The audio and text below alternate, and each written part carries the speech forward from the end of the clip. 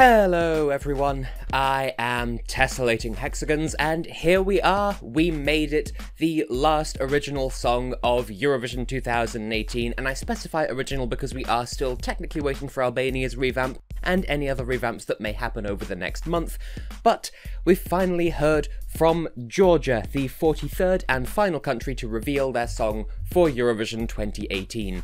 And this is another one where we've known more of the details for quite a bit of the season, and then we've only just heard the song yesterday.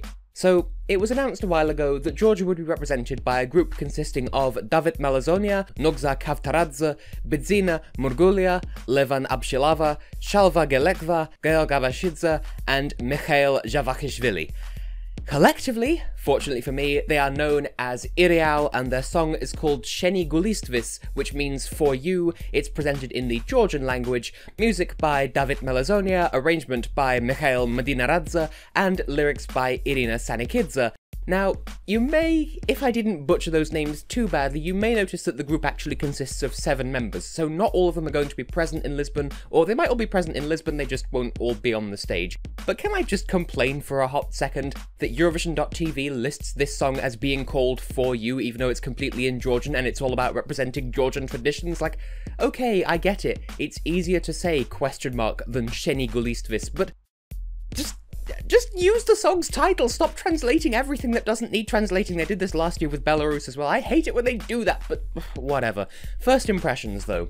When it was first announced that Iriao would represent Georgia this year, I think a lot of people immediately just jumped to getting it into their heads that we were about to have another entry along the lines of 2014's 3 Minutes to Earth, or possibly something as off-the-wall as 2016's Midnight Gold. And so, when it finally emerged that this song is actually just a straight-faced, calm and relaxing piece that puts Georgian musical traditions that are protected by UNESCO as intangible heritage on a pedestal in centre stage, when it emerged that the song was this sincere and pure, and it treated the style of singing seriously, I think people were really caught off guard, and that was reflected in some of the initial reactions from elsewhere in the fandom. In short, people disappointed themselves by not really knowing what to expect from Iriao, and thus expecting something weird, and then they got upset that their own arbitrary expectations that didn't really represent the group weren't met by something that was never going to happen in the first place. Well, I, for one, think this song is lovely and well presented, and so I would be quite happy to take you on a tour of what you might like about this song now. Okay, well,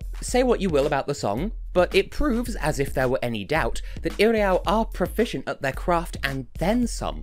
This song was obviously written in the group's usual style, and so it takes their talents as a jazz polyphonist kind of collective into account, and that gives them ample room to show off exactly what they're capable of doing when they hit the stage. A key component of that, within their polyphonic singing, is the absolutely beautiful harmonies they produce throughout the song, which lends the entire piece an air of sincerity, amongst other things. Bearing in mind, this is the style of singing that's protected by, it's a piece of cultural intangible heritage that is being sought to be protected, so this is something that only Georgia could produce, and understandably, they're producing it well.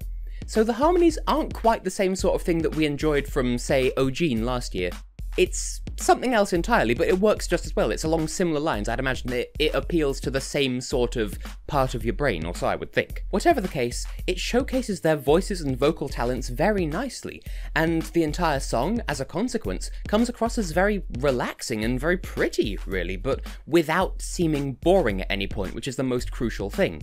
Naturally, your mileage is going to vary on that point because one person's beautiful, slow-moving piece is another person's boring bathroom break, but I think, especially with the help of that percussive layer, especially the that gives the song an extra sense of energy, so it does keep things moving, so this one never once lapses into the territory of being boring, at least as far as I'm concerned. Overall, I think the whole thing is an excellent representation of Georgia as a country, and of Georgia's musical traditions, and it's all done without trivializing those traditions just in the name of chasing points. This is a sincere, straight-faced, well-presented, well-executed piece of Georgian music that's ready to take on the rest of Europe because it's presented in a way that is is largely accessible to a lot of people, so it doesn't get all up in your face and say, look, we're being traditional and deal with it. It's done in such a way that people can engage with it even if they've never heard something like this before. It's really well done, it's a really respectable package, and the people of Georgia can be proud of it on every level. Still though,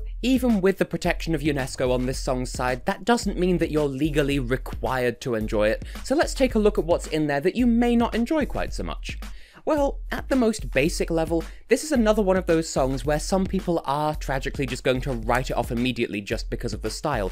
Whether it's because they expected something crazier or just because they didn't know what to expect and this doesn't engage them, it's not Iriao's fault, and it is the audience's loss if they choose to overlook this song, but still, as I highlighted before, not everyone will see the beauty in this song, not everyone will be interested in the beauty of this song. Some will just look at it as a bland showcasing of some weird traditional singing style that doesn't interest them. It's for someone else. It's none of my business. You know, some people will take that stance. And you're allowed to think that. After all, because of the song's style, I would say that there isn't really an individual moment in the song that properly stands out, especially when you're looking back on it in hindsight after having finished listening to it. Honestly, it does kind of just sit in my mind as just one big blurry moment that I can't really separate out into anything distinct, which isn't necessarily a bad thing, it just makes it a bit harder to remember any particular moment from it.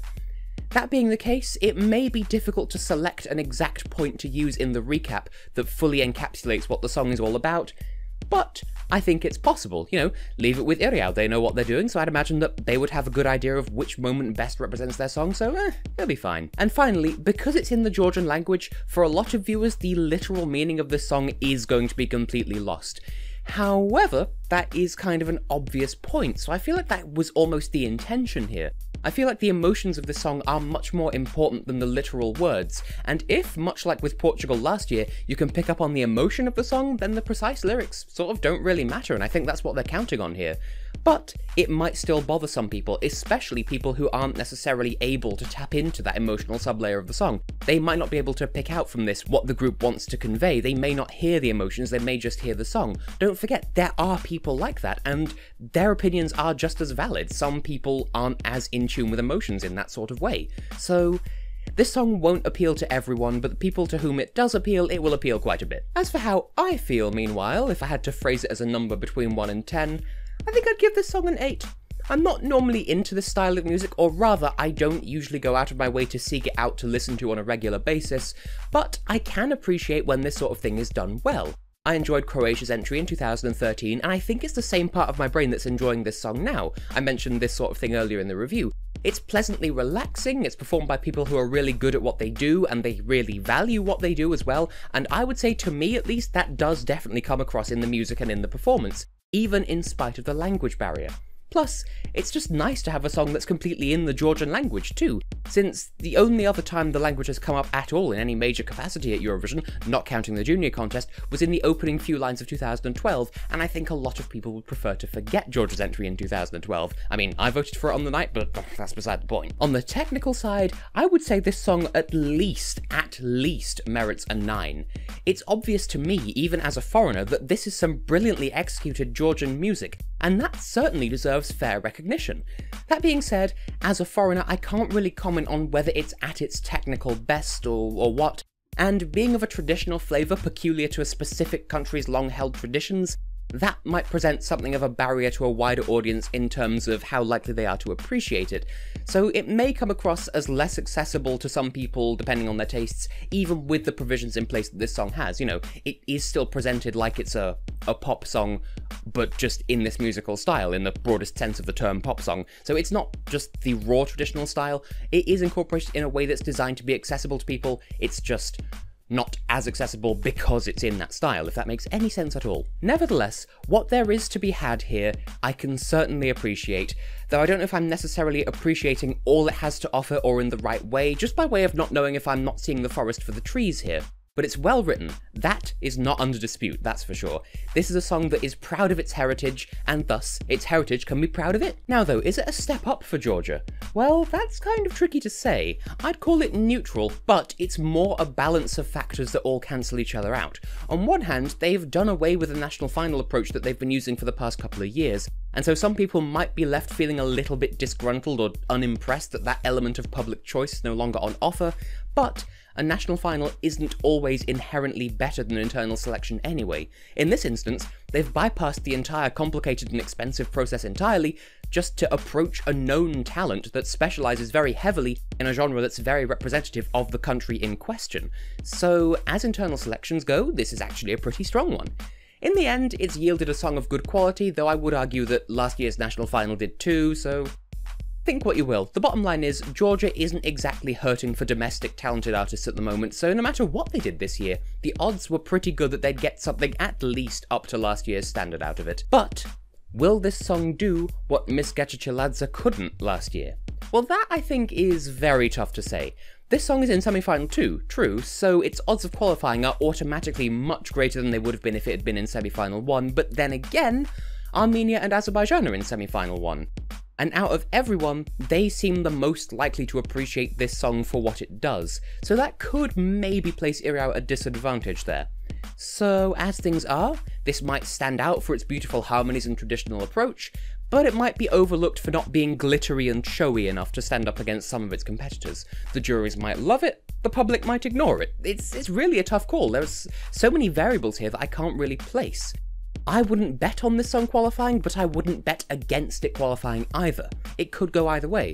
We'll just have to see what kind of connection the song makes on the night. For now, I have been and will continue to be Tessellating Hexagons, and to Iriao and to everyone else involved with the Georgian team this year, I wish you the very best of luck, and we'll see which way the coin lands when you get to Lisbon. See you there.